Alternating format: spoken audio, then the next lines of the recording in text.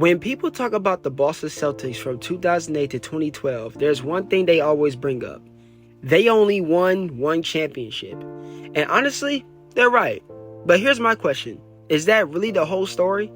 Because when you actually go back and look at those 5 seasons, you realize this team wasn't some one-year wonder. They won 66 games. They made it to 2 NBA Finals.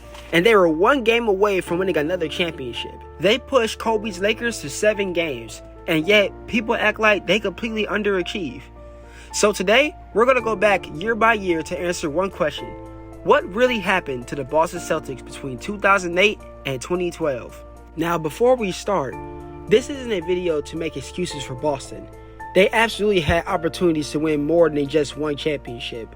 But basketball isn't played on paper. Injuries happen, players get older, other super teams get built, and sometimes 1 or 2 players can change NBA history forever. So let's start at the beginning. To understand why everyone expected Boston to become the NBA's next dynasty, we have to go back to the summer of 2007. The Celtics had just finished one of the worst seasons in franchise history, winning only 24 games.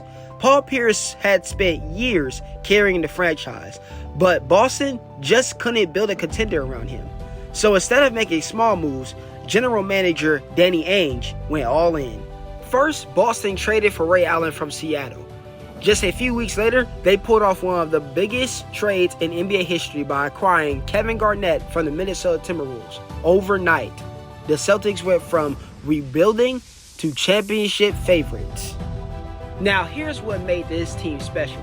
Everybody remembers the offense, but the real identity of this Celtics team was defense. Kevin Garnett completely changed the culture. He brought energy, communication, and leadership. And also, Boston immediately became the best defensive team in basketball. They weren't just winning games, they were dominating teams. Going from 24 wins to 66 wins in one season is still one of the greatest turnarounds in NBA history. At this point, Boston wasn't hoping to compete, they expected championships. And in year 1, they delivered. Now, if we're being honest here, their playoff run wasn't exactly easy. Believe it or not, Boston, a 66-win team, was pushed to 7 games by a 37-win Atlanta Hawks team. That shocked everybody.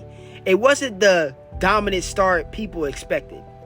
The next opponent came a young LeBron James. This series turned into a heavyweight fight between LeBron and Paul Pierce. Game 7 was one of the greatest duels in NBA playoff history. LeBron scored 45 points, Paul Pierce answered with 41 points, and Boston survived. But it was clear that this wasn't going to be an easy championship run. Then the next opponent was Detroit, the team that had been dominating the Eastern Conference for years. Boston beat them in 6 games, and just like that, the Celtics were back in the NBA Finals. And waiting for them was their biggest rival, Kobe Bryant and the Los Angeles Lakers. The same Kobe Bryant who had won the last 2 scoring titles and who finished the 2008 regular season as the league MVP. So this wasn't just another NBA Finals. This was Celtics versus Lakers, the greatest rivalry in NBA history. Boston won the series in 6 games. The defining moment came in Game 4 after trailing by 24 points in Los Angeles. The Celtics completed one of the biggest comeback victories in NBA Finals history. That game completely changed the series.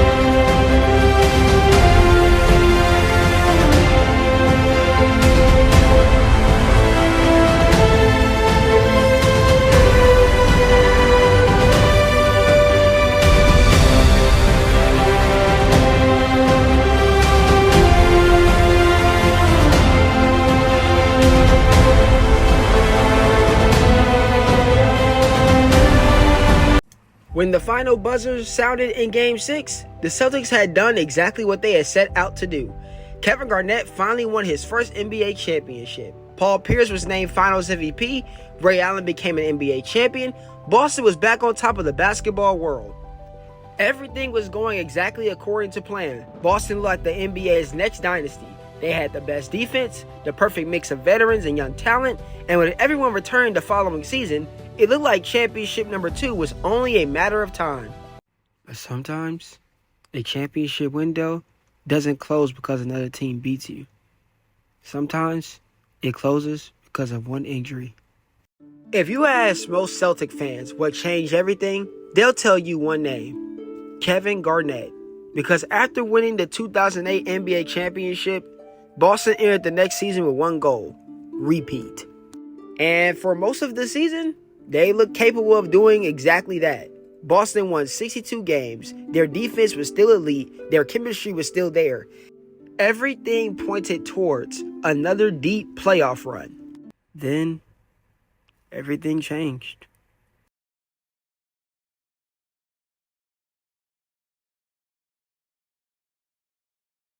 Kevin Garnett suffered a right knee injury late in the regular season. At first, Boston hoped he'd return for the playoffs, but he never did.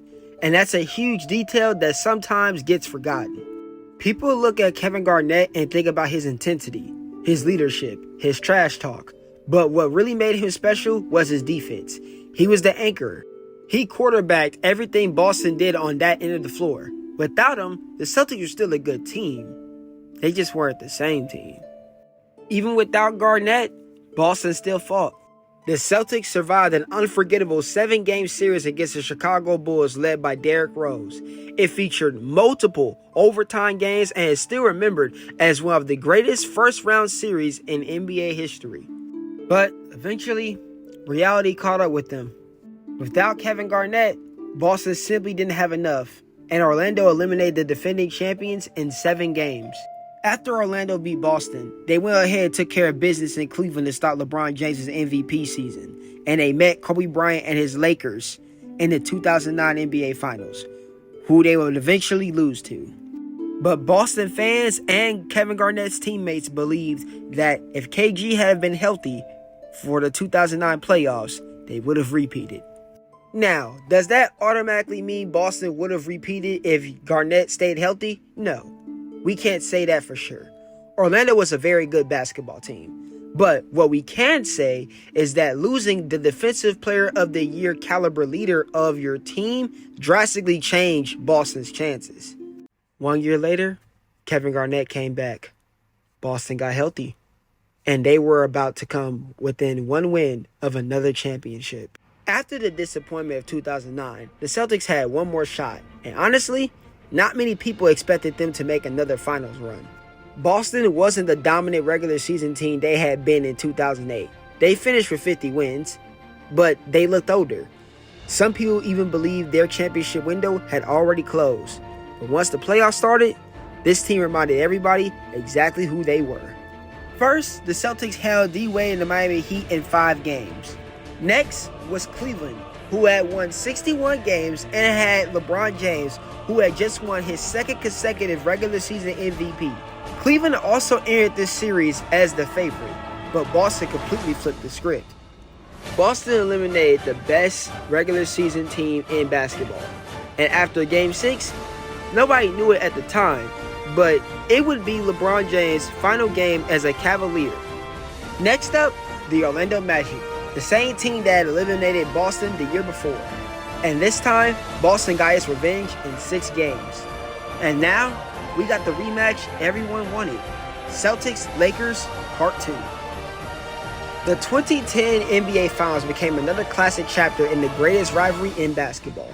Boston jumped out to a 3-2 lead, and they were 1 win away from their 2nd championship in 3 years.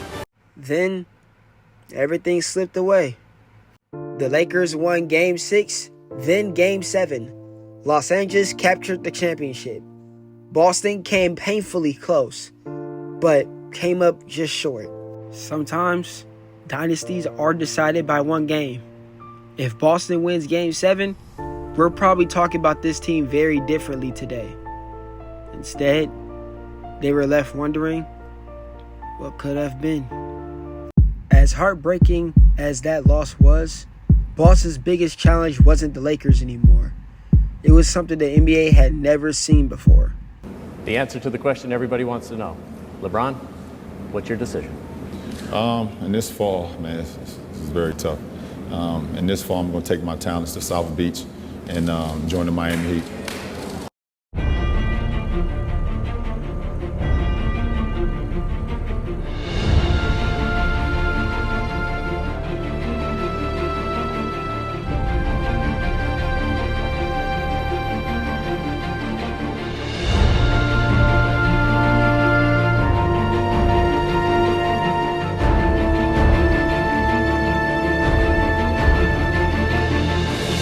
Now Boston's road back to another championship got even harder.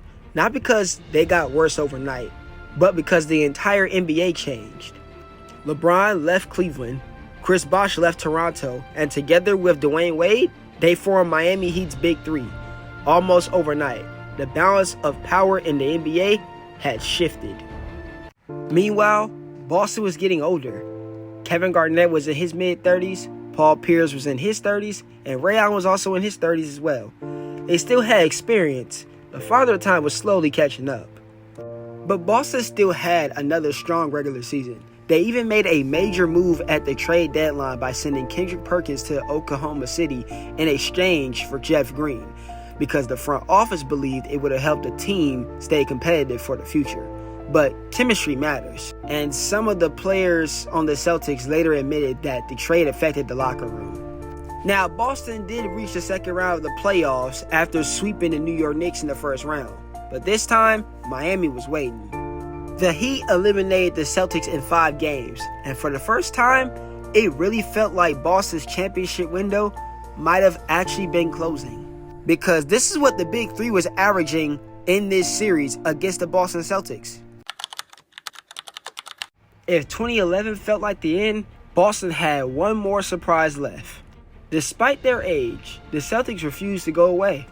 Rajon Rondo had become one of the best point guards in basketball. Kevin Garnett reinvented himself, and Paul Pierce was still making big shots. And somehow, Boston found themselves back in the Eastern Conference Finals. This series became one of the defining moments of the Big Three era.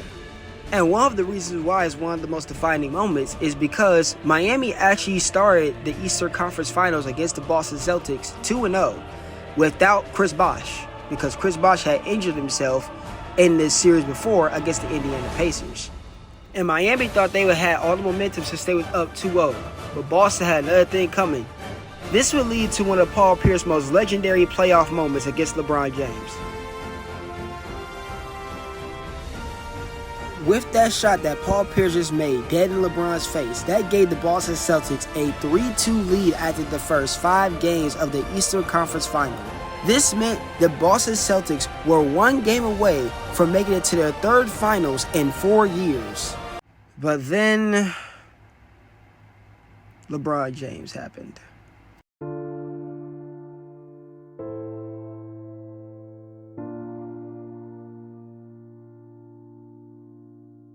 LeBron will go on to deliver one of the greatest playoff performances in NBA history, as he scored 45 points and grabbed 15 rebounds and added 5 assists, while also shooting a ridiculous 73% from the field this game.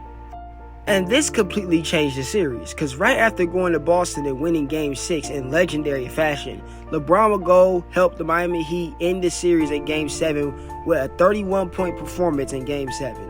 And just like that, Boston's final championship opportunity was gone. Looking back, the Celtics weren't blown out. They weren't embarrassed.